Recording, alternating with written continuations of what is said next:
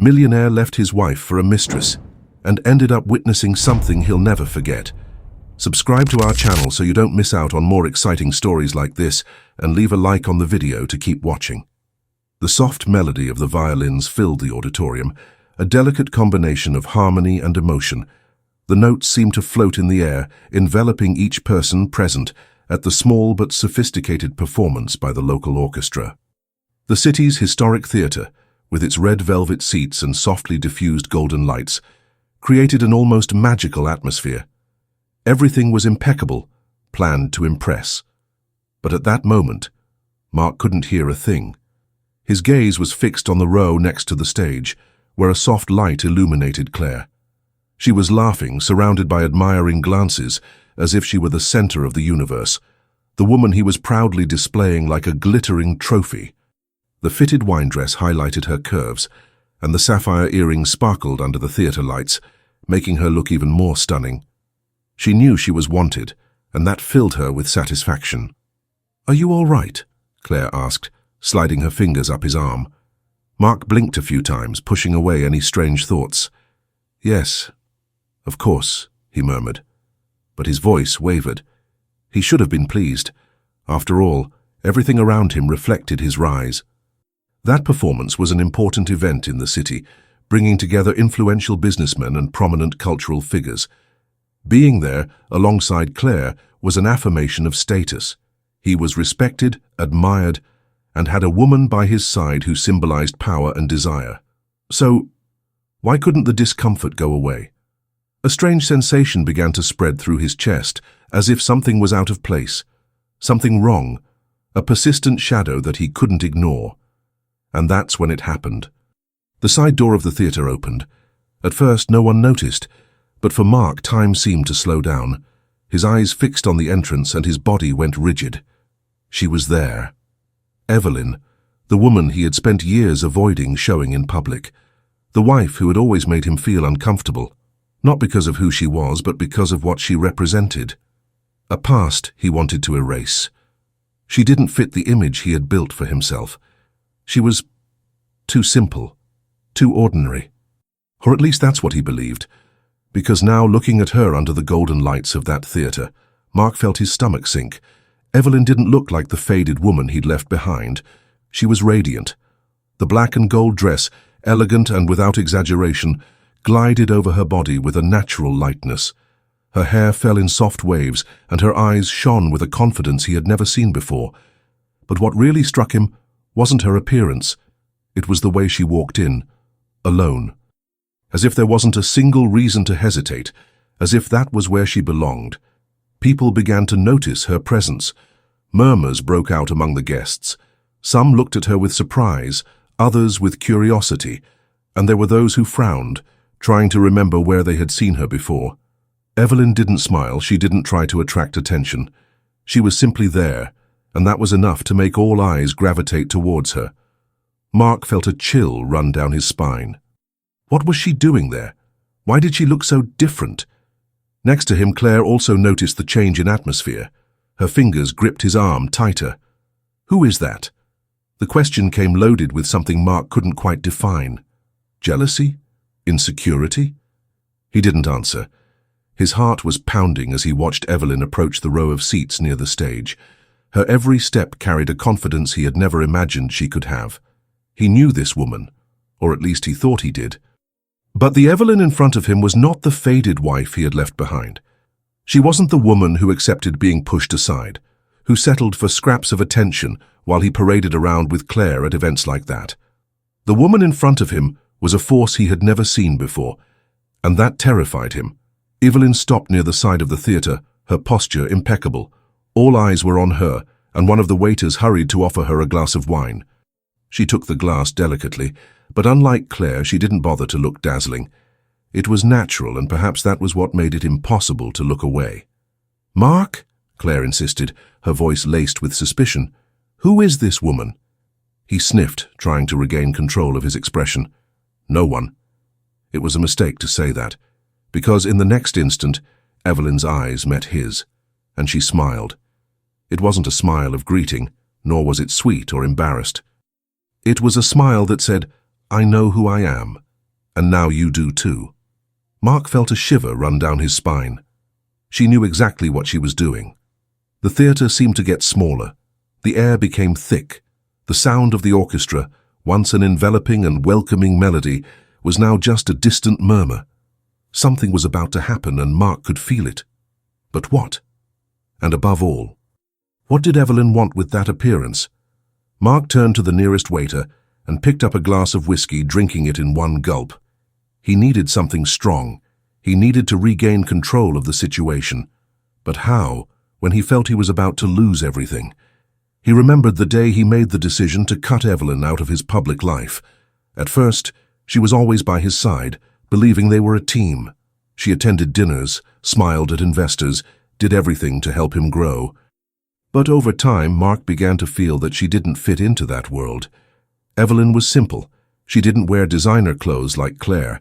She didn't master the social codes of that superficial elite. She talked about dreams and purpose when the others only wanted to talk about money and power. He used to get irritated by this. Over time, this irritation turned into silent contempt. Evelyn didn't seem to understand that she didn't belong in that world. She didn't know how to behave. She didn't know the right people, and for Mark this was a constant source of frustration, until one day he simply stopped taking her. He convinced himself that it was for the best, that Evelyn was just a shadow from the past, a part of his life that he had outgrown. She belonged to a phase he'd rather forget. But now she was there, and she didn't seem out of place at all. "She's on her way here," Claire murmured next to him, with an uncomfortable tightness in her voice. Mark swallowed. Evelyn began to walk slowly down the steps of the auditorium. The performance had just gone into intermission, and the guests were spilling out into the theatre lobby, where drinks were being served, and small circles of conversation were forming. The event wasn't just a simple musical performance. It was a special evening, organized to raise funds for a cultural center in the city. Important figures were everywhere. Artists, businessmen, and politicians, all involved in some way with the project. And somehow Evelyn seemed to fit in much better than he remembered. People made way for her, not out of curiosity, but with a kind of silent respect. Some even greeted her with subtle nods, as if they had known her for ages. But how? Evelyn stopped in front of him. The silence between them weighed like lead. Mark tried to say something, but his voice caught in his throat. Before he could muster the courage to speak, a new voice echoed through the hall. "Evelyn, what a pleasure to see you here."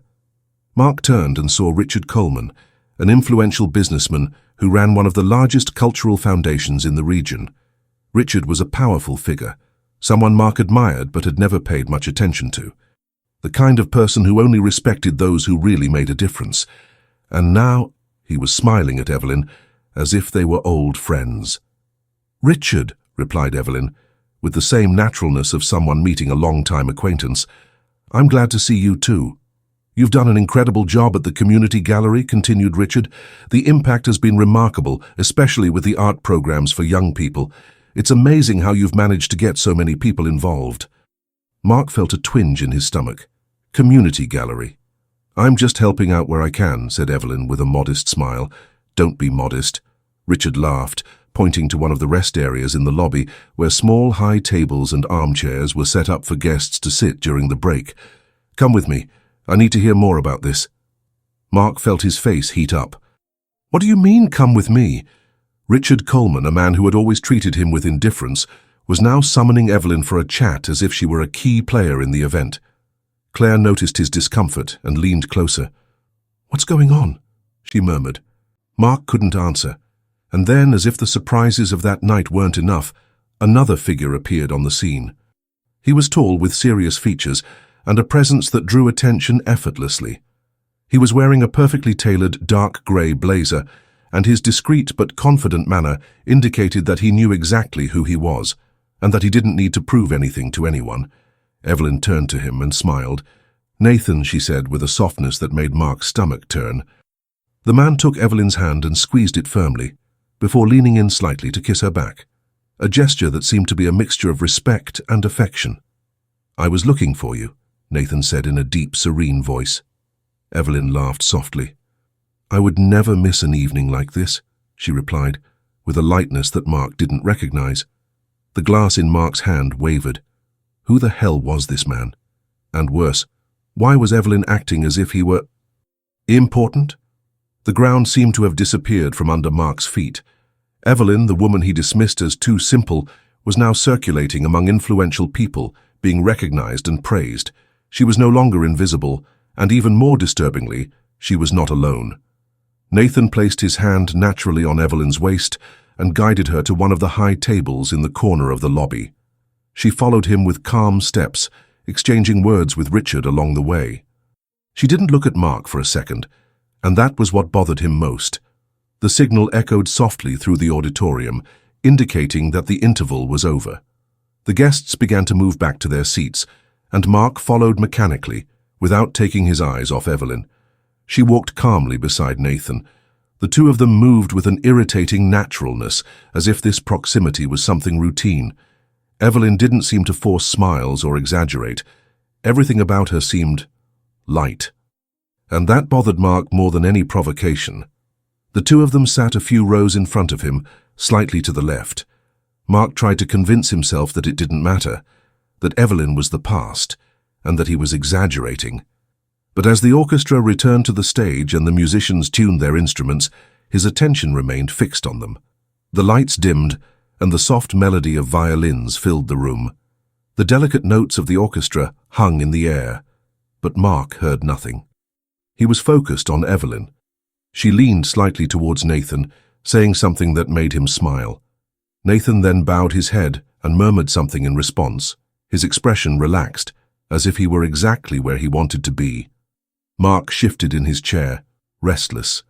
He squeezed the arms of his chair, trying to force himself to focus on the music. But he couldn't. Nathan's fingers slid casually through Evelyn's hand, and she didn't just accept the touch, she entwined her fingers in his. Mark's chest tightened. He felt the blood throbbing in his temples. Then it happened. Nathan turned his face towards Evelyn, and with a naturalness that made him seem in control of the situation, leaned towards her and gently brushed his lips against hers. It wasn't a long kiss, nor was it bold. It was brief, discreet, but intimate enough to make it clear what was between them. Mark felt his stomach turn. "Mark," Claire called out, nudging his arm. "Are you listening to this piece? I love this part." He didn't answer. His heart seemed to be beating inside his ears, drowning out any sound around him. Evelyn laughed softly at something Nathan said, leaning closer to him.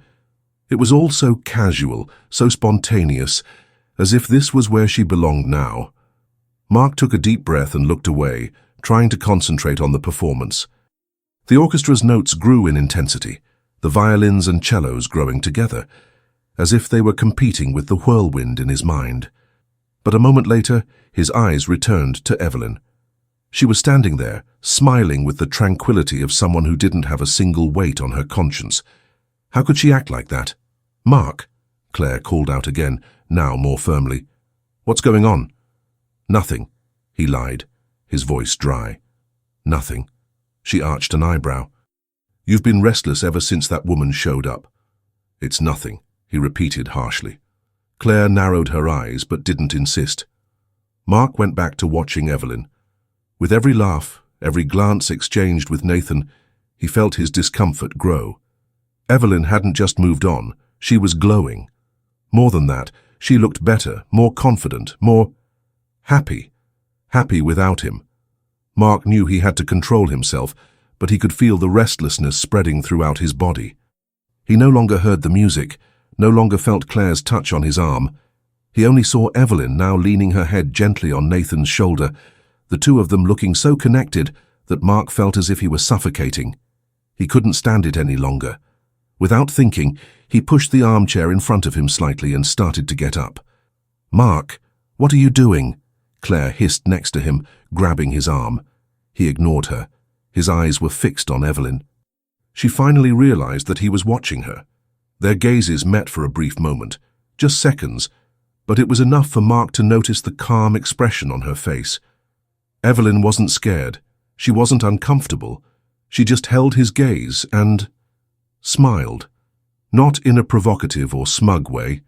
It was a calm smile, almost as if to say, "I'm fine. and you no longer have any power over that. Mark felt his chest burn.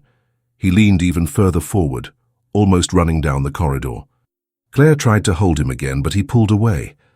"Mark," she called out with a mixture of irritation and concern. But he didn't hear. He was already on his feet, and he was determined to talk to Evelyn. Mark stood in the corner of the row, leaning against the wall of the auditorium's side aisle. His eyes were fixed on Evelyn, who now stood up straight in her armchair, her hands resting gently on her lap. She was talking quietly to Nathan, but every now and then her eyes would scan the room, as if she were aware of Mark's unsettling presence. She was uncomfortable, he could tell, but tried hard not to show it. Mark crossed his arms, watching her every move. When Evelyn finally looked in his direction, he raised his hand, discreetly beckoning her over. She looked away deliberately, leaning over to whisper something in Nathan's ear. "She saw me." "She's just pretending not to," Mark insisted. He raised his hand again, this time more firmly. Evelyn remained motionless, keeping her gaze fixed on the orchestra. His irritation grew. He pulled his cell phone out of his pocket and typed quickly, "We need to talk. Now." Mark watched Evelyn rummage through her bag, pick up her phone and read the message. She kept her face neutral for a few seconds, but he noticed the brief moment when she took a deep breath, visibly annoyed. Soon after, Evelyn leaned over to Nathan and said something. He just nodded, and then she stood up. Mark felt relief mixed with anxiety as he watched her walk towards him, her heels clicking gently against the theatre floor. As soon as Evelyn approached, he signaled for her to follow him into the hall, away from the watchful eyes of the audience. "What do you want, Mark?" she asked, crossing her arms as soon as they stopped near the main entrance. "Who is that man?" he blurted out. Evelyn raised an eyebrow, almost laughing. "Is that why you called me here? Answer me. Who is he?" "Nathan is someone important in my life." The vague answer made Mark's blood boil. "Since when?" he insisted. "And what's all this about a community gallery? What is this project?" Evelyn took a deep breath as if seeking patience. "This is none of your business." "None of my business?" His voice rose half a tone. "Evelyn, you just disappeared from my life, and now you turn up like this, surrounded by influential people as if—" "As if what?" She interrupted him, her voice firm and her eyes fixed on his. "As if I'd built something on my own. I just want to understand," he said, gesturing impatiently. "How did you go from someone who didn't know how to fit in to someone who is now treated as if she were part of this social circle?" "Because I grew up, Mark." She smiled slightly, but there was bitterness in that smile. "I stopped waiting for you to let me be part of your life and decided to create my own." "That doesn't explain anything," he retorted. "I want to know what really happened." "And why should I explain anything to you?" Evelyn took a step closer, her voice lower but firm. "You don't have that right anymore." He froze, unable to find an answer that didn't sound pathetic. "You pushed me away, Mark." Her voice now carried something denser, almost a contained sorrow. "And I accepted it. I respected your decision. So why, now that I'm moving on, do you insist on appearing as if you still have some power over me?" "Because Mark began, but was interrupted. "Evelyn?" Nathan's firm, cold voice came from behind her. Mark turned and saw the man standing in the doorway of the hall. Nathan didn't look aggressive or upset, but his serious eyes showed that he didn't like what he saw at all. "Is everything all right in here?" Nathan asked, approaching. "Yes, it is," Evelyn said quickly, but Nathan kept his gaze fixed on Mark. "It doesn't look like it," he replied, his voice firm. "What's going on?" Mark took a step forward, trying to contain the irritation that was growing inside him. "I'm just talking to Evelyn," he replied dryly. "You seem to be bothering her," Nathan retorted, with a slight tone of defiance. The air seemed to get heavier. Evelyn turned to Mark, and for a moment he had the impression that she was about to say something soft, perhaps to calm the situation. But she didn't. Instead, Evelyn lifted her chin and said sharply, "Instead of worrying about me, Mark, go pay attention to the woman who is with you now." The words hit Mark like a punch in the gut. He didn't have time to react. "Come on, Nathan," said Evelyn, taking his arm. "It's not worth it." Mark stood in the same place, feeling ridiculous as he watched them walk away down the hall together. Claire appeared soon after, her eyes narrowed, clearly irritated. "What was that all about?" she asked, crossing her arms. Mark didn't answer. His gaze remained fixed on the doors through which Evelyn and Nathan had just exited. He should be angry. He should have forgotten about it and gone back to the performance. But instead, all he felt was a heavy emptiness, a nagging feeling that he had lost something he could never get back. Evelyn knew it wouldn't end there. She knew Mark well enough to know that he wouldn't accept this situation so easily.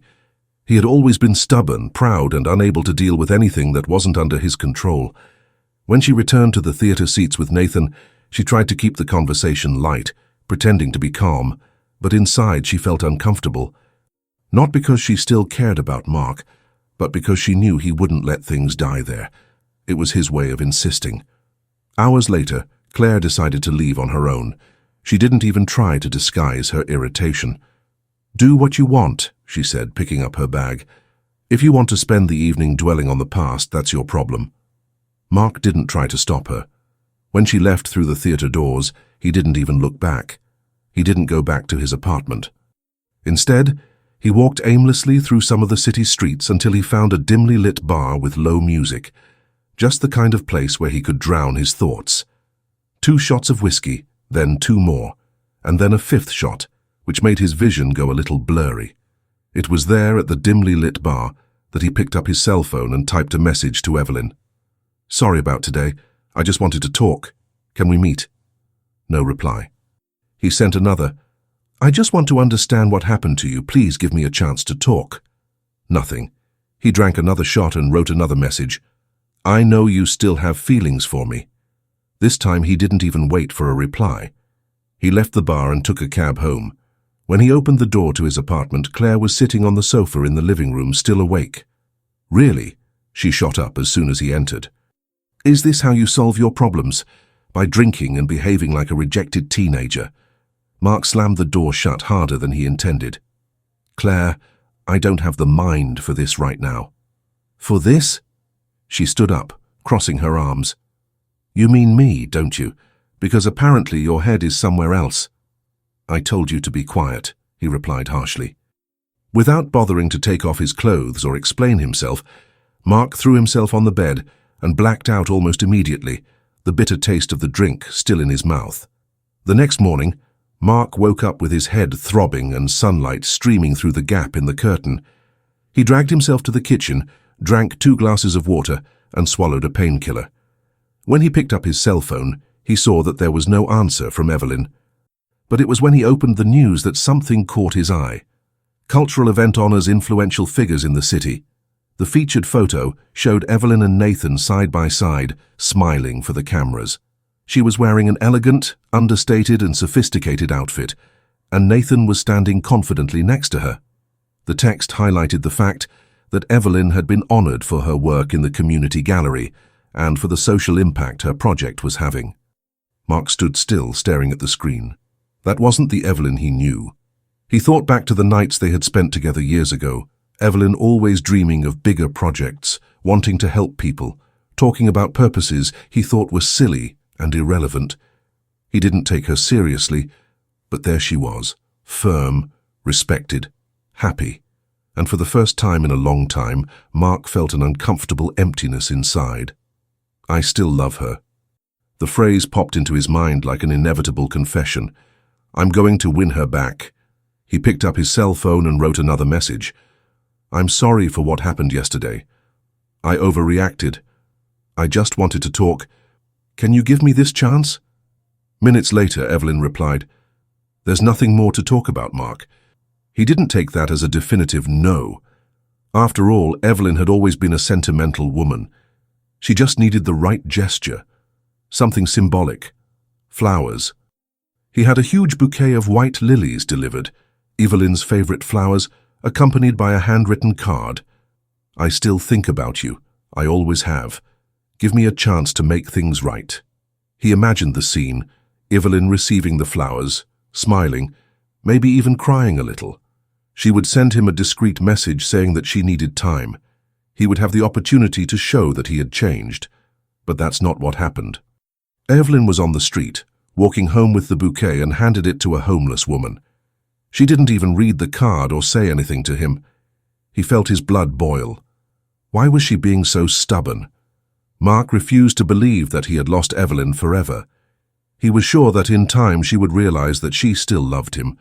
Deep down, he always got what he wanted. Evelyn would be no different. However, there was a part of him that didn't want to give up Claire so quickly. After all, if Evelyn really didn't come back, Claire would still be a good alternative and he'd like to show her off to society. "What's going on with you?" Claire asked from across the room. She looked at him with a suspicious expression. Mark forced a smile. "Oh, nothing. I'm just sorting some things out." "What things?" she insisted, narrowing her eyes. "Because honestly, you've been acting strange since yesterday." "I just need you to be patient," he said, rubbing his face with his hands. "That's all. Patience." Claire crossed her arms. Patience for what exactly? He didn't answer, because even he didn't know for sure. All he knew was that Evelyn still loved him. She had to. And he was willing to do whatever it took to make her realize that. Mark couldn't get Evelyn out of his mind. He knew he needed to do something bolder, something that showed he was willing to change, to do whatever it took to get her back. A ring. That was it. He knew exactly what to choose. Evelyn had always been in love with the delicate jewelry in that sophisticated store in the city center. She used to spend minutes admiring the windows when they went for a walk together. He remembered perfectly how she would smile as she looked at the minimalist designs and sparkling stones. Mark entered the store and carefully browsed the displays. He wanted something special, not over the top, but significant enough to prove that he was serious. "Can I help you?" asked the saleswoman, smiling politely. "I want a ring," replied Mark resolutely. "Something elegant, discreet, but striking." Minutes later, he left the store with a little black box and the certainty that he was on the right track. In the late afternoon, Mark parked in front of Evelyn's building. He was nervous but convinced that this gesture would be enough to soften her heart. "She still loves me. She's just trying to convince herself otherwise." He typed the apartment number into the intercom and waited. "Hello?" Evelyn's voice sounded cold and dry. "Evelyn, it's me." "I know who you are," she replied without emotion. "What do you want?" "I want to talk to you," he said. "Please, it's important." "Mark," I said, "no, just come down." His voice shook a little, but he didn't give in. "I just need 5 minutes." There was a pause. For a moment, he thought she was going to hang up. 5 minutes, she reluctantly gave in. "And only because I want to make it clear that this has to end." Mark ignored the last sentence and took a deep breath. This is going to work. Evelyn appeared at the entrance to the building a few minutes later, wearing jeans and a light sweater.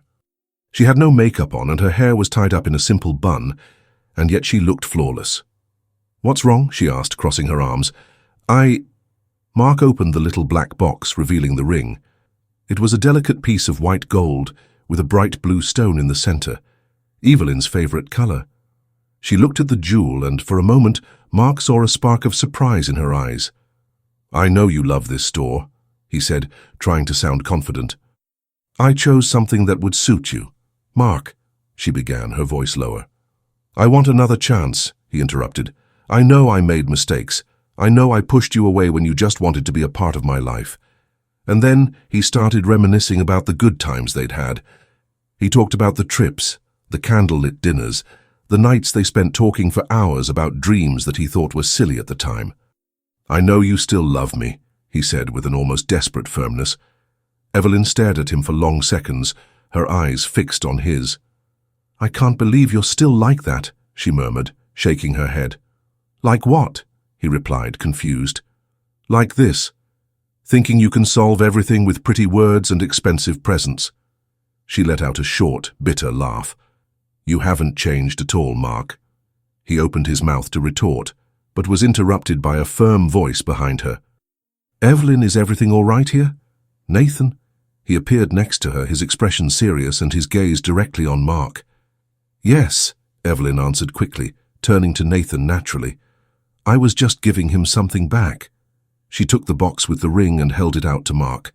"I don't want this," she said firmly. "Evelyn," he tried to argue. "It's over. she said quietly, but with conviction. And then, without another word, she turned and walked away with Nathan by her side. Mark stood on the sidewalk, still holding the open box. He was sure that Evelyn had only refused because Nathan was there. She was trying to keep up appearances, trying to disguise what she really felt. She'll break up with him. She'll realize that she still loves me. She just needs time. With that thought, Mark closed the box and headed home, still convinced that he was in control of the situation. Mark entered the apartment and found Claire sitting in the living room, fiddling with her cell phone. She didn't even raise her eyes when he walked past. He went straight to the bedroom, took off his jacket, and threw it over a chair. He needed a shower to clear his head. The hot water ran over his face, but it didn't relieve the tension that was growing inside him. Evelyn wouldn't leave his mind. He was sure that she only refused the ring because Nathan was around. Deep down he knew she still felt something. He could see it in her eyes. She'll come back to me, she just needs time. When he came out of the bathroom, Claire was already in the bedroom, sitting on the edge of the bed. She held the small black box in her hands, the lid open, revealing the ring. She raised her eyes slowly, staring at him. "What's this, Mark?" she asked, her voice firm. "What is it, Mark?" Claire repeated, holding out the open box with the ring shining inside. Mark hesitated for a second, but then let out a short laugh as if amused by the situation. "This was a surprise for you?" he said, crossing his arms and forcing a smile. "But you seem to have ruined everything with your unwarranted jealousy." Claire blinked in surprise. "What? I was going to give it to you later," he continued, approaching her slowly. "I was waiting for the right moment." She looked at him suspiciously, but then her eyes went back to the ring. The sparkle of the jewel reflected on her fingers, and for a moment Mark felt his doubt turn to pride. "Were you going to give me that ring?" Her voice became softer, almost emotional. "Of course I did," he lied, more confident now. "But you always spoil things when you get insecure like that." Claire put the box down on the bed and walked over to him. "So why didn't you say anything to me?" "Because I wanted it to be special," he said, his voice lower. He put his hands on her waist and gently pulled her close. "I wanted it to be a surprise." She didn't answer. She just slid her hands down his chest, feeling Mark's warm breath mingle with hers. Then, without warning, Claire kissed him. An intense kiss, full of desire and need. For a brief moment Mark hesitated. He closed his eyes and, involuntarily, his mind brought up the image of Evelyn. He remembered her touch, the soft perfume he knew so well. Evelyn. The desire that overwhelmed him then was almost desperate. He grabbed Claire by the nape of the neck and kissed her with even more intensity, as if he were trying to quench a longing he didn't even know he had. Claire sighed against his lips, surrendering to his body. Mark pushed her gently against the wall, his hands eagerly exploring every curve. "I knew it," she murmured, as he pressed his body against hers. "I knew you were in love with me." Mark slid his lips down her neck, whispering words that he himself had no idea where they came from. He said sweet things, vague promises and choked declarations, as if he was trying to convince himself as much as her. Claire gasped and clung to his shoulders, as if she didn't want the moment to end. Right there, leaning against the bedroom wall, they gave in to desire. It was intense, almost urgent, as if they were both trying to prove something. Claire trying to prove that he really loved her, and Mark trying to forget that he actually wanted someone else. When it was all over, Claire lay down next to him, her fingers sliding gently down his chest. "You look different today," she commented with a satisfied smile. "So intense, almost as if you were trying to convince yourself of something." Mark remained silent, staring at the ceiling. "I knew you loved me," she continued, resting her chin on his chest. "That ring, and what we've just done. I'm sure you're completely in love with me." She closed her eyes and sighed, relaxing in his arms. Mark, however, couldn't rest. His body was still there with Claire, but his mind was elsewhere, in Evelyn's eyes, in the discreet smile she gave before turning her back on him, in the perfume he tried to find on Claire, but it wasn't there. He closed his eyes tightly, feeling the weight of the lie he had created for himself. It wasn't over. Evelyn was still going to come back to him. He was sure of it. The next morning, Claire woke up before Mark. She stretched, smiling to herself as she remembered the intense night they'd had. For her, it had been clear proof that Mark was in love. The ring, the way he touched her, the words whispered during the night, everything pointed to it. But as she turned to look at him sleeping next to her, something didn't seem right. Mark was restless, breathing heavily, as if even in his dreams he was bothered by something. And when Claire reached over to stroke his hair, he just turned away, walking away without realizing it. Why is he like this? Over breakfast, the bad feeling increased. Claire tried to talk, but Mark barely responded. He was distracted, fiddling with his cell phone, looking distant and frowning. "What's wrong?" she asked, forcing a smile. "You're so pensive." "Nothing," he replied dryly. She laughed softly and tried to lighten the mood. "Well, if it's about yesterday." Her hand slid up his arm. "I loved it. You were so passionate."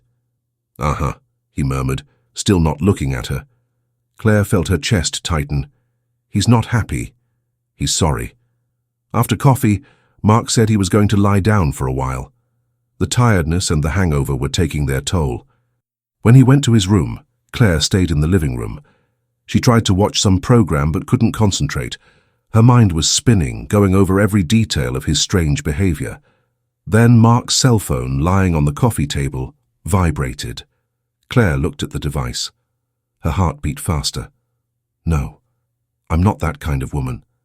But then she remembered all the times he'd been evasive, the way he'd avoided talking about his feelings, and the almost forced way he'd insisted that ring was for her. Without thinking, Claire picked up her cell phone and typed in the password.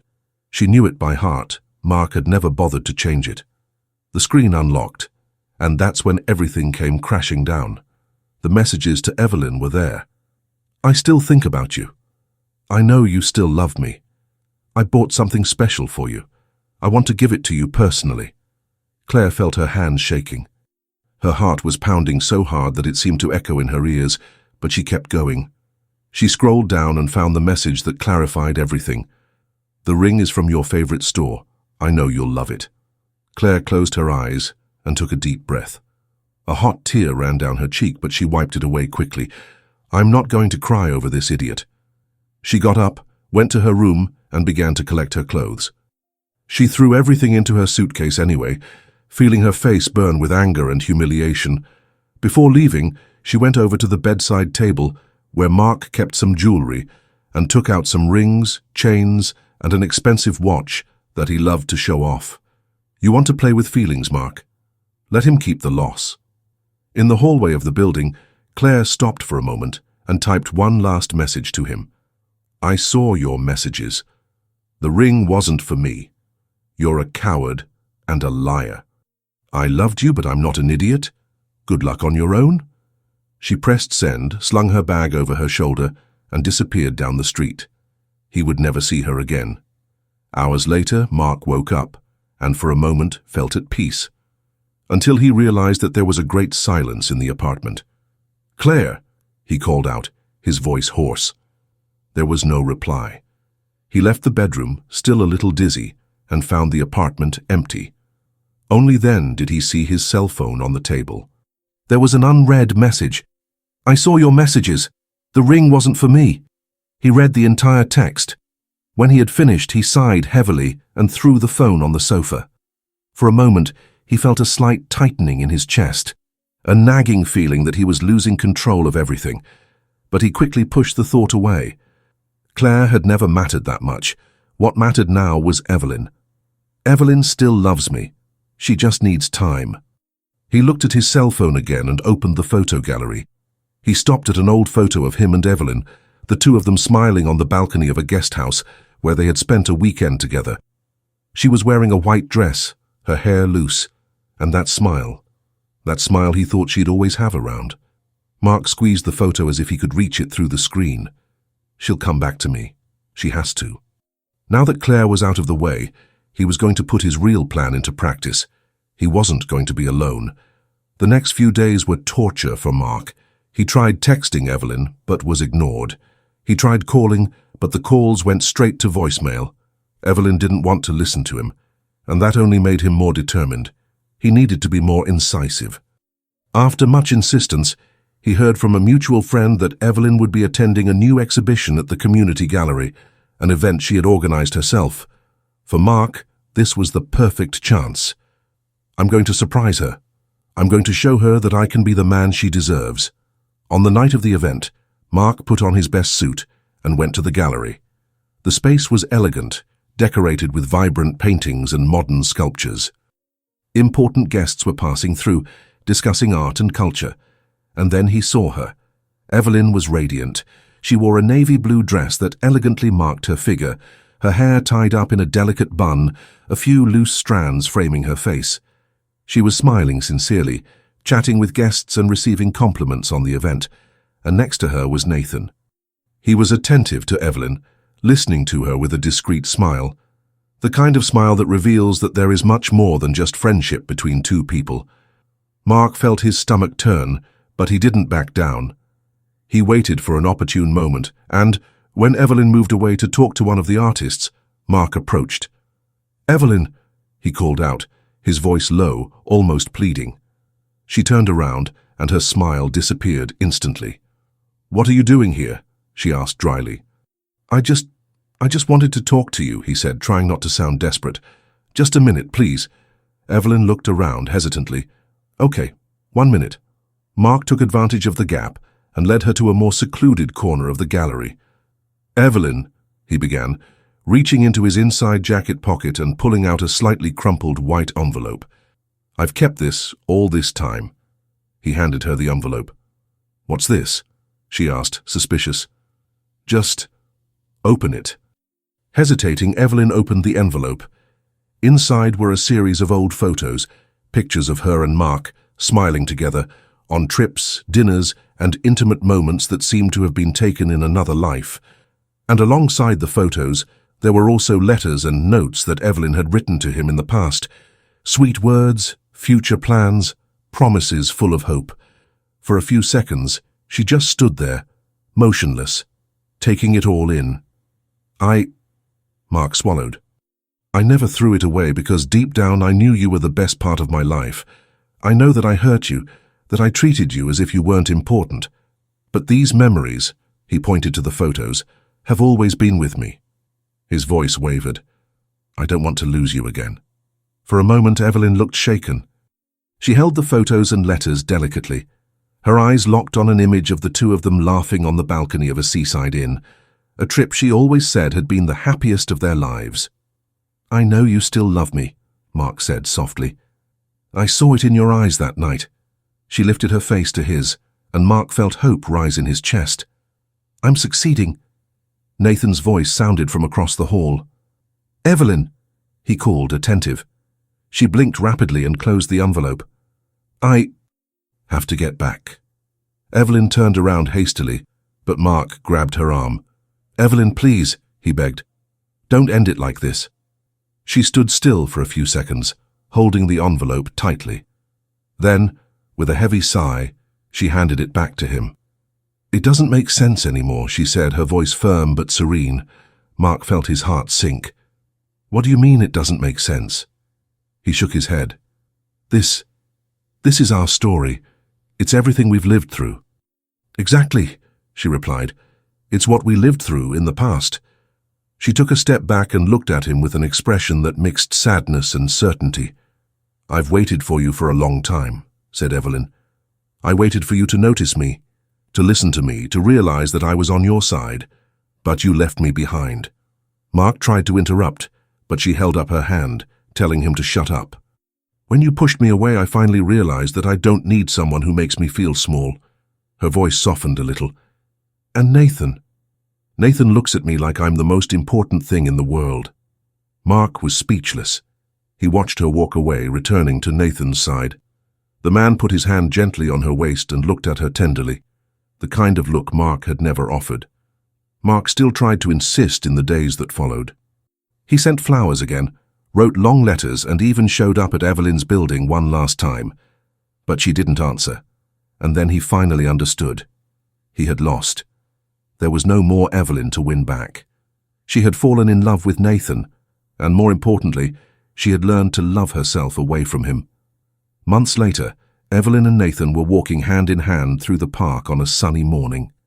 She laughed at something he said, her heart as light and peaceful as it had been in a long time. Suddenly she spotted someone sitting on one of the benches, Mark. He was alone, holding a cold cup of coffee, his eyes downcast and lost. His face looked tired, defeated. For an instant, Evelyn felt a pang in her chest. Not of longing, but of compassion. Nathan noticed her gaze. "Do you want to go there?" he asked gently. Evelyn looked at Mark once more. He seemed so distant, so broken. But that was no longer her problem. "No," she answered, smiling at Nathan. "I'm exactly where I should be." And hand in hand, they walked on, leaving Mark behind with his memories. Mark remained seated, watching Evelyn walk away next to Nathan. For a long time he had believed that she would come back. He had been sure of that. But now he knew she wouldn't. Evelyn had learned to live without him, and this time Mark had no one to blame but himself. What do you think about what happened to Mark? Did he deserve a second chance with Evelyn? Leave your opinion in the comments, like the video, subscribe to the channel, and don't forget to watch the content that's appearing on the screen.